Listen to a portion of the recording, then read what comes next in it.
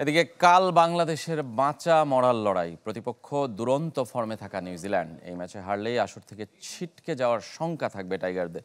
রাওয়ালপিন্ডি স্টেডিয়ামে ম্যাচটি শুরু হবে যথারীতি বিকাল ৩টায়। আজ শেষ মুহূর্তের প্রস্তুতি সারবেন সন্ধ্যায় শান্ত, হৃদয়, মুশফিকরা। পাকিস্তান থেকে জহির সাগরের report. Vision hot and cool AC 4-way solenoid valve টেকনোলজিতে হিটিং ও কুলিং দুই মোডেই কাজ করে সমানভাবে। Vision hot and cool AC. গেল বছর যে রাওয়ালপিন্ডিতে পাকিস্তানকে হারিয়ে ইতিহাস লিখেছিল বাংলাদেশ, সেখানে এবার নতুন চ্যালেঞ্জের অপেক্ষায় টিম টাইগার্স। তবে ফরম্যাটের মতো পাল্টে গেছে প্রতিপক্ষ। যদিও চ্যাম্পিয়ন্স ট্রফির সেমির আশা টিকিয়ে রাখার মিশনে ব্যাকফুটে নাজমুল শান্তর দল। প্রথম ম্যাচে স্বাগতিক পাকিস্তানকে হারিয়ে যেখানে উঠছে নিউজিল্যান্ড, সেখানে ভারতের কাছে হার দিয়ে টুর্নামেন্ট শুরু করেছে লাল সবুজের দল। টিম ম্যানেজমেন্টের মাথা ব্যথার কারণ টপ অর্ডারের রান খরাও, সাথে ছন্দে ফেরার চ্যালেঞ্জ বোলিং ইউনিটের, বিশেষ করে মুস্তাফিজের। যদিও পিন্ডির উইকেট বিবেচনায় কাটার মাস্টারের কপাল পুড়লেও অবাক হওয়ার কিছুই থাকবে না।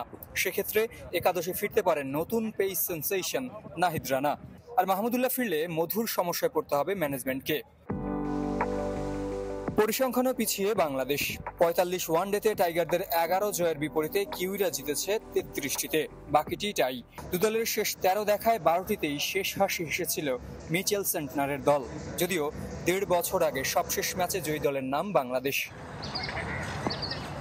সুখবর আছে বাংলাদেশের, গুরুত্বপূর্ণ ম্যাচে রাওয়ালপিন্ডির গ্যালারি থাকবে টাইগারদের পক্ষেই।